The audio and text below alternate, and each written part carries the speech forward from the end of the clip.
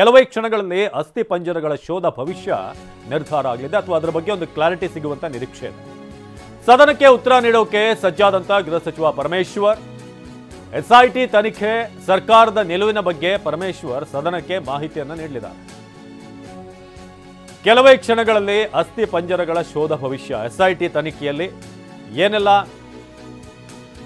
Output ಬಂದಿದೆ, ಏನು ಈಗ ಮಾಹಿತಿ ಸಿಕ್ಕಿದೆ, ಇದನ್ನ ಈಗ ಸದನದ ಮುಂದೆ ಇಡೋಕೆ ಪರಮೇಶ್ವರ್ ಮುಂದಾಗಲಿದ್ದಾರೆ. ಕೆಲವೇ ಕ್ಷಣಗಳಲ್ಲಿ ಇಷ್ಟು ದಿನಗಳ ಎಸ್ಐಟಿ ಕಾರ್ಯಾಚರಣೆ ಏನಾಯಿತು,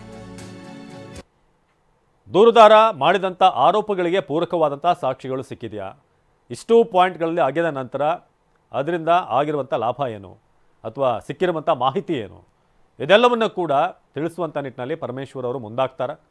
ವಿಪಕ್ಷಗಳು ಕೂಡ ಈ ದೂರುದಾರನ ವಿಚಾರವಾಗಿ ಜೊತೆಗೆ ಎಸ್ಐಟಿ ತನಿಖೆ ವಿಚಾರವಾಗಿ ಅನೇಕ ಪ್ರಶ್ನೆಗಳನ್ನು ಎತ್ತಿದ್ವು. ಪರಮೇಶ್ವರ್ ಇವತ್ತು ಸದನದಲ್ಲಿ ಈ ಬಗ್ಗೆ ಒಂದು ಸ್ಪಷ್ಟನೆಯನ್ನು ಕೊಡುವಂಥ ಅಥವಾ ಏನು ಇದುವರೆಗೆ ಆಗಿದೆ ಅದರ ಬಗ್ಗೆ ಒಂದು ಚಿತ್ರಣವನ್ನು ನೀಡುವಂಥ ನಿರೀಕ್ಷೆ ಇದೆ. ಸೊ ಕೆಲವೇ ಹೊತ್ತಿನಲ್ಲಿ ಅಸ್ಥಿಪಂಜರಗಳ ಶೋಧ ಭವಿಷ್ಯ, ಎಸ್ಐಟಿಯ ಕಾರ್ಯಾಚರಣೆ ಇನ್ವೆಸ್ಟಿಗೇಷನ್ ನಡೀತು. ಸೊ ಅದರ ಮೊದಲ ರಿಪೋರ್ಟನ್ನು ಅಥವಾ ಏನು ಅವರಿಗೆ ಮಾಹಿತಿ ಕೊಟ್ಟಿದ್ದಾರೆ ಎಸ್ಐಟಿ ಅಧಿಕಾರಿಗಳು, ಸೊ ಅದರ ಬಗ್ಗೆ ಮಾಹಿತಿಯನ್ನು ಹಂಚಿಕೊಳ್ಳುವಂಥ ಸಾಧ್ಯತೆ ಇದೆ. ಸೊ ಎಸ್ಐಟಿ ತನಿಖೆ ಸರ್ಕಾರದ ನಿಲುವು, ಈ ಕಾರ್ಯಾಚರಣೆ ಹೇಗೆ ಮುಂದುವರಿಯುತ್ತಾ ಅಥವಾ ನಿಲ್ಲಿಸಲಾಗುತ್ತಾ ಅನ್ನೋದ್ರ ಬಗ್ಗೆ ಸಹಜವಾಗಿ ಪ್ರಶ್ನೆ ಇದೆ. ಜೊತೆಗೆ ದೂರುದಾರ ಆತನ ಬಗ್ಗೆ ಕೂಡ ಪ್ರಶ್ನೆಗಳಿದ್ವು, ಈತ ಎಷ್ಟು ಜೆನ್ಯೂನ್ ಆಗಿ ಹೇಳ್ತಾ ಇದ್ದಾನೆ ಅನ್ನೋದ್ರ ಬಗ್ಗೆ. ಇನ್ನು ಸ್ಪೀಕರ್ ಯುಟಿ ಖಾದರ್ ಅವ್ರನ್ನ ಭೇಟಿಯಾಗಿದ್ದಾರೆ ಪರಮೇಶ್ವರ್. ವಿಧಾನಸೌಧದ ಸ್ಪೀಕರ್ ಕಚೇರಿಯಲ್ಲಿ ಪರಮೇಶ್ವರ್ ಭೇಟಿ. ಅಸ್ಥಿಪಂಜರ ಶೋಧ ಪ್ರಕರಣದ ಬಗ್ಗೆ ಇಂದು ಉತ್ತರ ನೀಡಿದ್ದಾರೆ. ಹಾಗಾಗಿ ಆ ಉತ್ತರ ನೀಡೋಕ್ಕೂ ಮುನ್ನ ಸ್ಪೀಕರ್ ಅವರನ್ನ ಭೇಟಿಯಾಗಿದ್ದಾರೆ. ಯುಟಿ ಖಾದರ್ ಅವ್ರನ್ನ ಭೇಟಿಯಾಗಿ ಮಾತುಕತೆ ನಡೆಸ್ತಾ ಇದ್ದಾರೆ ಪರಮೇಶ್ವರ್. ದೂರುದಾರ ಮಾಡಿರುವಂಥ ಆರೋಪಗಳಿಗೆ ಸಂಬಂಧಪಟ್ಟ ಹಾಗೆ ವಿಧಾನಸಭೆಯಲ್ಲಿ ಇವತ್ತು ಪರಮೇಶ್ವರ್ ಅವರು ಈ ಒಂದು ತನಿಖೆಯನ್ನು ನಡೀತಾ ಇದೆ, ಅದರ ಬಗ್ಗೆ ರಾಜ್ಯದ ಜನತೆಗೆ ಜೊತೆಗೆ ವಿಪಕ್ಷಗಳಿಗೆ ಸದನಕ್ಕೆ ಆ ಬಗ್ಗೆ ಮಾಹಿತಿಯನ್ನು ನೀಡುವಂಥ ನಿರೀಕ್ಷೆ ಇದೆ. ನೆನ್ನೆ DCM DK ಶಿವಕುಮಾರ್ ಕೂಡ ಇದರ ಬಗ್ಗೆ ಹೇಳಿದರು. ಪರಮೇಶ್ವರ್ ಗೃಹ ಸಚಿವರು ಇದರ ಬಗ್ಗೆ ಮಾಹಿತಿಯನ್ನು ಕೊಡ್ತಾರೆ. ಇನ್ನು ಧರ್ಮಸ್ಥಳ ಅಪಪ್ರಚಾರಕ್ಕೆ ಕಡಿವಾಣ ಹಾಕಿಲ್ಲ, ಸರ್ಕಾರ ಕಡಿವಾಣ ಹಾಕುವಂತ ಕೆಲಸ ಮಾಡಿಲ್ಲ. ಈ ಬಗ್ಗೆ ಗೃಹ ಸಚಿವರು ಮೊದಲು ಉತ್ತರ ಕೊಡಲಿ. ಬಿಜೆಪಿ ರಾಜ್ಯಾಧ್ಯಕ್ಷ BY ವಿಜೇಂದ್ರ ಕಿಡಿಕಾರಿದ್ದಾರೆ. ಷಡ್ಯಂತ್ರದ ಬಗ್ಗೆ DCM ಆರೋಪ ಮಾಡಿದ್ರು. ವಿಧಾನಸೌಧದಲ್ಲಿ ವಿಜೇಂದ್ರ ಆಕ್ರೋಶ ವ್ಯಕ್ತಪಡಿಸಿದರು. ಮಾನ್ಯ DK ಶಿವಕುಮಾರ್ ಅವರು ಭಾರತೀಯ ಜನತಾ ಪಾರ್ಟಿ ಮೇಲೆ ಆರೋಪ ಮಾಡಿದ್ದಾರೆ, ರಾಜಕಾರಣ ಮಾಡ್ತೇವೆ ಬಿಜೆಪಿಯವರು ಅಂತೇಳಿ.